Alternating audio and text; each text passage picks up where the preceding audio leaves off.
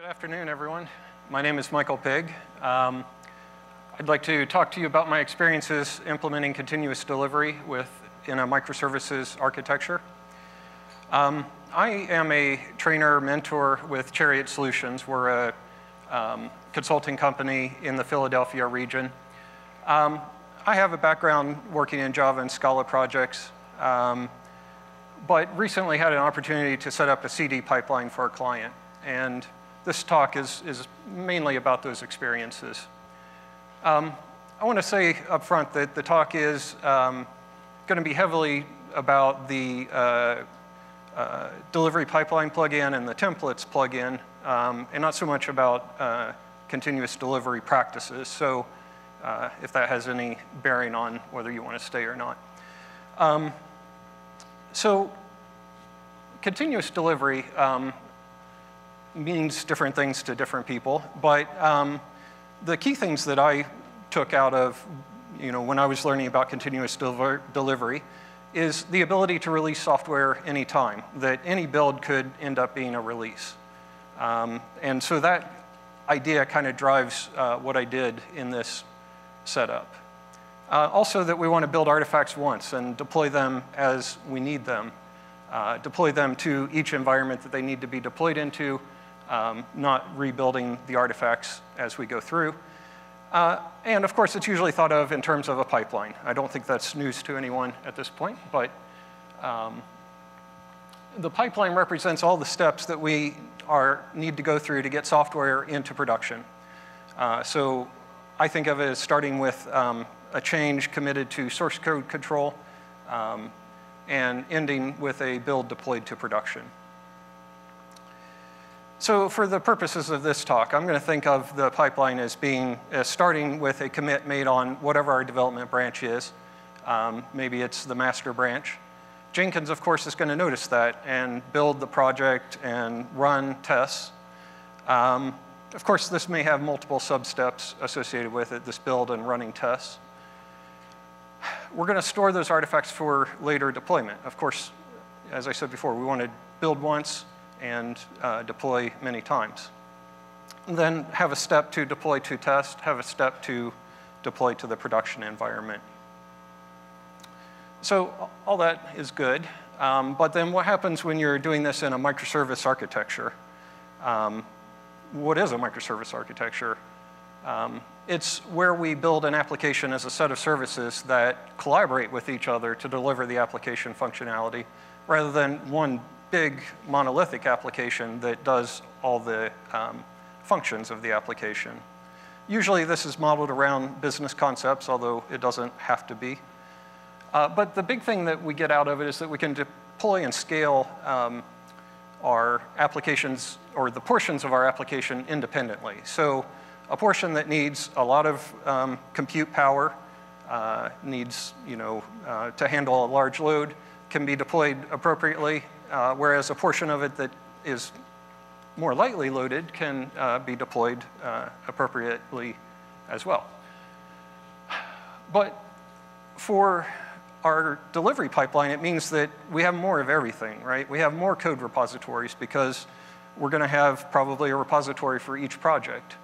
Obviously, we're going to have more builds because we have a build for each part, each microservice, and more deployments. So this quickly becomes a lot of things to keep track of. And that was talked about in this morning's keynote as well, that this quickly turns into a lot of things that you have to keep track of. So what I want to talk about is implementing this in Jenkins with the delivery pipeline plugin. That's the key or the core plugin that I used, as well as the Cloudbees Template plugin, the build pipeline plugin, and the Cloudbees folders plugin. So with the delivery pipeline plugin, our pipeline is modeled as a series of Jenkins jobs that starts with an initial job, and then we have connections to downstream jobs, either through a manual step or through a automatically triggered step. And the delivery pipeline plugin gives us a nice visualization of the plugin. Of the pipeline, I mean. We don't need to have the delivery pipeline plugin in order to create a delivery pipeline, but it gives us a good visualization of it. Each job in the pipeline has two labels associated with it, a stage and a task. And the stage is a container that has one or more tasks contained within it. As I said before, we connect the jobs together with actions that run other jobs. So typically, if it's an automatic task, you would use the build other projects in the post-build actions configuration. Or in a manual task, something that you want to go in and have a human start it, you would use the build other projects manual step, which is provided by the build pipeline plugin. So I'm going to, for the purposes of this talk, imagine that I'm working for a company called Boardsaur.com, a purveyor of the finest keyboards. You really don't need anything other than IBM Model M, but let's just pretend that you might want to buy some other keyboard.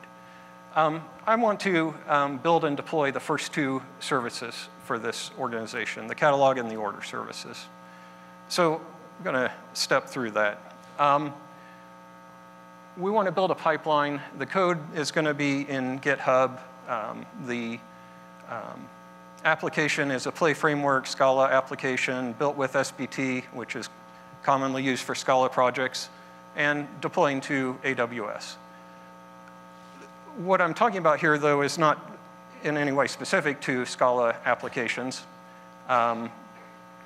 It could be a Java application or whatever technology. Of course, the goal is that a change is committed on GitHub, and we trigger a pipeline that builds and packages, then goes to a step where we deploy to our test, whatever our test environment is.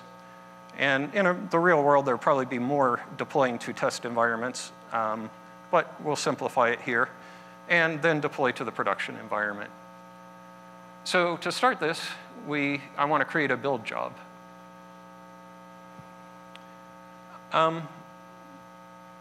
So I'm going to create a freestyle project, and I'm going to give it the name KB Store Catalog Build. And I recommend that you think about naming conventions at this point, especially when we're going to have multiple similar jobs. I think it's very helpful to have a naming convention. What I'm going to follow is the first part of my job is named KB Store. The second part is the name of the service that is being handled by this job. And then the last part is a job type. So in this case, the job type is build. Because we're using the delivery pipeline plugin, we'll want to configure that delivery pipeline configuration, check that checkbox. And then for the stage name, I'll say build, and for the task name, compile. And you can see that the task becomes a child, something that lives within the stage. I want to configure versioning. So the delivery pipeline will generate a version number at the start of the pipeline. If I check this box here, and I can use an expression. You have a template here to create that pipeline version. So I'm going to have an expression where I've hard-coded 1.0, and then build number, I'm going to pull in the Jenkins build number and use that for the last part of the version. I also will check the set build display name so that in the build history, I get I get this 1.0 whatever the build number is rather than just the build number. And this version, whatever version gets generated here, is going to be exposed throughout the pipeline as pipeline version. So any downstream jobs that get kicked off from this initial job are going to know about the pipeline version that we're working with. So I've been working for a while on Java projects and using Maven, and then started working on this, started working on Scala projects and using SBT. I was kind of locked into the thinking that in Maven that you give something a version number, you put it into the pom.xml, you write a version number in there, and usually that version number, as you're doing development, will say dash snapshot at the end. And then when you are ready to release, you'll take off the dash snapshot, you'll do a release, and then you'll increment that number manually. But this is kind of contrary to the notion that any particular build could be a release build, right? If it could be a release build, it can't have dash snapshot at the end of it. And also, I don't want to go in and manually change that file every time that I do a build. What I realized in SBT, because SBT it defines a build with Scala code, that I could write a version number or generate a version number using some environment variables. So here I'm have an expression that sets the version number in an SBT build. Again, it'll start with a hard-coded 1.0. And then if there is an environment variable called build number, which there will be in a Jenkins job, then that will get appended to the end of the version string. Otherwise, it just is a blank string. So on Jenkins, we'll get some build number on there. On like a developer machine, it would just be, say, 1.0. And this is something, something that SBT can do, and I think at this point that Maven can do this sort of thing as well. Anyway, so of course we need to configure source code. This is a GitHub repository. So configure the Git, and I like to specify the ref spec explicitly and say, I only want you to look at the master branch of this of this project. And then because this is an SBT project, we'll build with the SBT plugin. And my actions for this, you can see down there at the bottom, clean, compile, test. So compile builds the code, compiles and builds code, builds binaries. Test runs the tests, of course. And then the last action there, docker::stage, creates a Docker file for me. And it comes from the SBT native packager plugin. Very useful plugin for SBT. So what I get out of this is again, a Docker file gets generated, and then all of my libraries, all of my code and my dependencies get collected together into a single directory. And then I can, in my next step, I can zip up that directory here using the pipeline version, right? So the pipeline version got generated when the build kicked off. And so I'm going to insert that pipeline version as part of the artifact, so I know what version I have built. Because I'm deploying to Elastic Beanstalk, I can take this little shortcut where I can make a zip file that has just a Docker file and binaries in it, and Elastic Beanstalk will know what to do with that. There are two kinds of artifacts that I get out of my build. The jar files, which are compiled code, that I would upload to Bintray, or that's what I did, but you could also upload to Nexus or Artifactory, of course, or whatever other manager you want to put these into. And then the zip artifact, which we just built, is my deployment artifact. So I'll upload that to an S3 bucket and use the publish to S3 capability and upload that zip file. Whoops. And then the last thing is to connect to my next step. So my next step is a release that I want to do manually. And so we use the build other projects manual step and name the downstream project that represents that step. So when we do that and we are looking at the UI that results, we'll see that our build job our compiled job is connected to the deploy job. This deploy KB store catalog deploy int is going to be that deploy job. Because it's a manual step, you'll get that little play button in the right-hand corner that you can click on and execute the step. All right, so we need to create that deploy job. We'll create a new freestyle project, call it KB store catalog deploy int. Configure its pipeline labels. So here, the stage is integration. The test name is deploy. And this is going to be a shell script. But again, I'm using the pipeline version environment variable. So now we're in a separate job. This isn't the job that kicked off the pipeline and generated the pipeline version. It's a downstream job.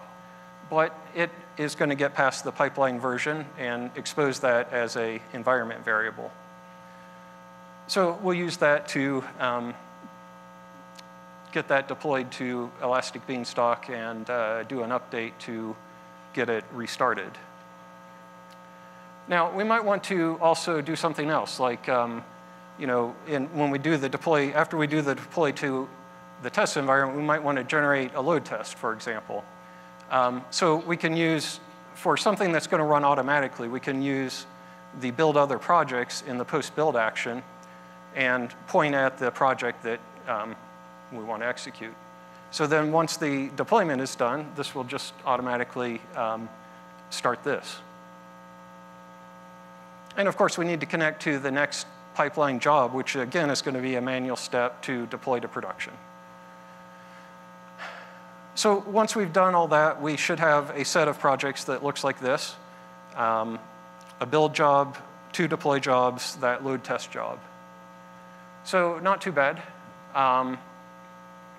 Let's create a pipeline view so that it looks a little bit neater. To create a pipeline view with the delivery pipeline plugin, we create a view. I'm going to call it catalog pipeline. Make sure the delivery pipeline view is selected. And then you configure several settings in the view. The main one being the number of instances that will be displayed on the UI. So this is the number of times that the pipeline has executed. So this would basically show us the 5 most recent executions of the pipeline. And then the 2 options at the bottom, enable manual triggers, allows us to get that little play button, and enable rebuild gives us a little refresh button that we can click on if we need to re-execute a job.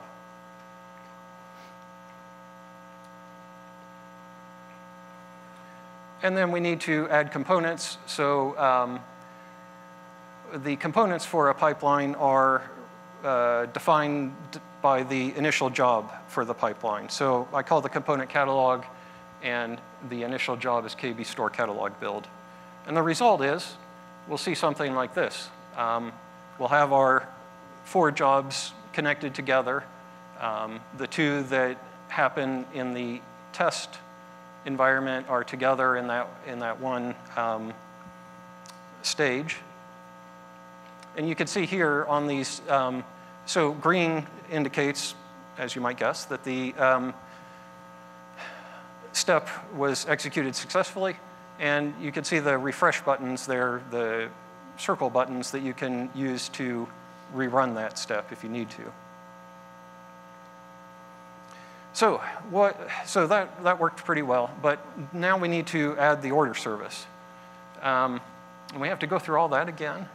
And if you do go through all that again, you do it 3 or 4 times, pretty soon you realize that things are not staying consistent, right? That one job's not exactly doing what another job's doing. And then what happens when you have way more than that? You have 20, you have 50, however many you have. So this is where the template plugin comes into play. So if we need to build another pipeline that's virtually the same as the previous one, where the only thing that changes is essentially the name of the pipeline and the source code repository that you're going to pull the code from, the template plugin captures that sameness, but lets us customize the parts that need to be customized. And this is done with some Groovy code that transforms the XML job definition. So to use this, we would create a template. Here I'm going to create a job template and call it KB store build template. You want to start with a prototype. So a prototype is a job that you have that works and does what you want it to do. We have KB store catalog build, and we can use that as our prototype. So type that in and click on load. And that's going to load the XML job definition into the script box. And now what we have to do is write transformation code that will transform this script, this template script, into the job that we want. So some of the things I might do, because I've broken up my name into these separate parts, first of all, split on the dash and get an array of name parts.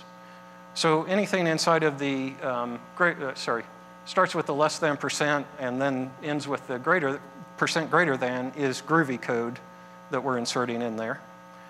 And in the description, I might insert in there what service this is that we're creating a build job for.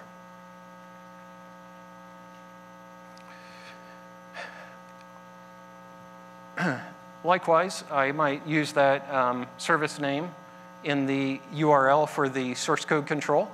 So assuming that my source code repositories follow my naming convention, I can plug that in there. And of course, I would like to connect to the right downstream job. So in my publishers, in the build pipeline trigger, I will put a template in there for the downstream project name. Again, using the name that I parsed out of the job. You can also add attributes to a template. So for example, I might want to specify an attribute for what branch we're going to build from, so that I'm not always hard-coded to master. So you can add an attribute in the template definition. Here I'm going to call it build branch. It's just going to be a text field, and my instruction is to specify the name of the branch. And then I'll use that attribute in the, again, in the source code configuration, where I had my ref spec before that was pointing at master. Now I'll insert build branch in place of master. So then finally, having created this template, we can use it, create a job called KB store order build, and make sure that it is a KB store build template.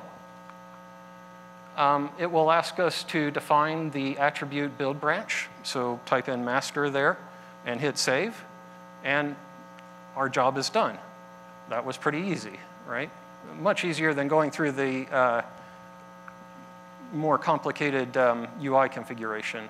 So that's also one of the nice things about the template plugin, besides dealing with consistency, dealing with multiple instances of things. It also gets rid of a lot of configuration stuff. It just cuts it right down to the things that are important to you.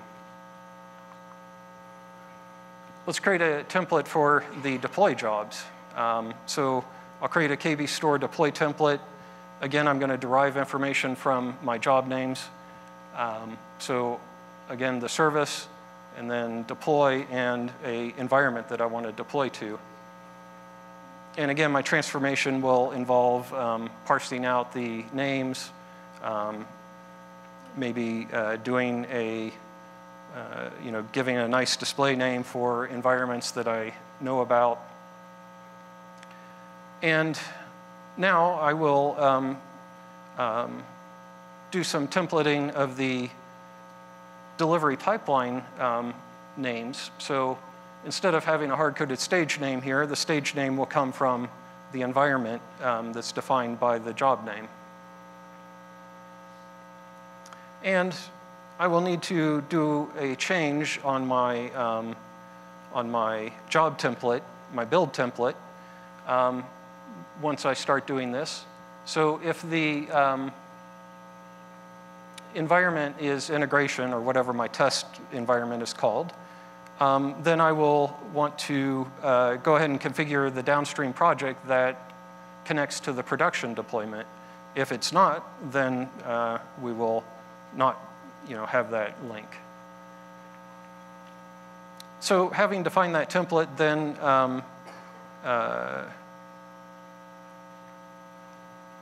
create an instance of it, the KB store deploy template, and we'll quickly have a order pipeline configured. So I suggested having the environment that you're deploying to encoded in the job name. You might want to, instead of taking that approach, you might want to have the environment come from a folder. And the folders plugin allows that to happen.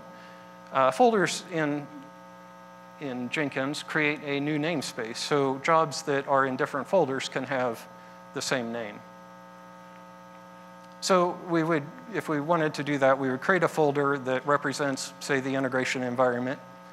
One of the reasons to do this is that we can specify things that are unique to, or that are specific to that environment, like credentials or specific environment variables, can be defined on a per environment basis this way. And then we might have a folder for int and a folder for production. We would need to modify our build template so that we are calling the, instead of calling the deploy job at root, we would be calling it through the appropriate folder. And again, derive the environment from the folder name instead of from the job name. So you have access to the folder through the name attribute, and then you can, again, as I've done many times in the past, split it up and use the parts of it as you see fit. And so I could have a KB store order deploy job in both of these folders, one in the int folder, one in the prod folder, and that's okay because they're in different namespaces, but they will deploy to the appropriate environment. And then the last thing, even with the templates, a large number of pipelines still could be kind of laborious. We should be able to recreate this setup at will, our DevOps environment. So we can use the REST API to do some further automation. In particular, on a template job, you can use the REST API, call the instantiate URL, and you give it two things. One is a parameter called job, which is the name of the job, the name of the instantiation of the template. So here I'm creating an instance from the KB store deploy template. I'm going to call that instance KB store customer deploy, and it's going to be in the integration environment folder. So you give it a job name, and you give it a XML document, which specifies the values for any of the attributes that are defined, that need to be defined for that template. So we defined an attribute for what branch to build from. This XML document specifies we want to build from master. There are a few issues with this. It's not perfect. One of them is version roll-off. So earlier I talked about you have a configuration setting where you can specify how many instances of the pipeline you're going to see. If you are in some pretty active development, it could very easily, and you have that set to a low value, it could very easily roll older versions off of the screen. So you can increase the visible number. It does come at an expense of the screen being a little bit slower because it has more stuff on it. So this is a kind of an unresolved issue. It would be nice to have a view that shows you the most recent deployment by environment so that you could, so you could understand easily what has happened. Because part of what I want to accomplish with this pipeline view is to know what I've deployed and where I've deployed it to. And you can see that as long as it hasn't rolled off of the UI. A couple of things with the templates plugin that were unexpected for me, at least. You have to put the XML processing instruction first. So if you try to put some template code up before the XML processing instruction, you're going to get an error when you attempt to use the template. You're not going to get an error when you save the template. You're going to get an error when you try to create the template or create an instance of the template. And it's going to tell you that the template didn't produce well-formed XML. Well, that's because there's something before the processing instruction. Things like accessing an invalid array index. So if I have written this code, but my job name doesn't have 3 parts to it, or 4 parts, however many I need for this code to work, I'm going to get an error when I attempt to use the template. I'm going to get this array index out of bounds exception. And again, it's not when you save the template that you run into this. It's when you try to use it. So to some extent, this is just the normal things you have to deal with scripting code. You have to, you're not going to catch some of these things at compile time. You're going to catch them at runtime. But the facilities in the template plugin for understanding that and seeing that that's going to happen are kind of limited.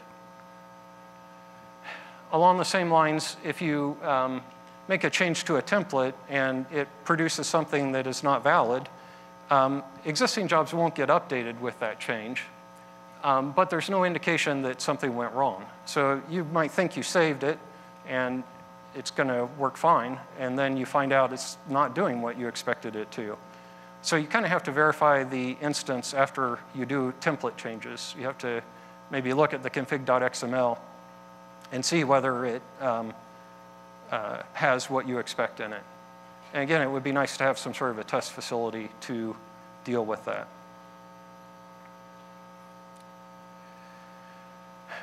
So I hope that you've learned something about creating a delivery pipeline in Jenkins, using the delivery pipeline plugin and the templates plugin in particular, and that you will be able to make use of this. And a few resources here to documentation for these plugins. So, thank you.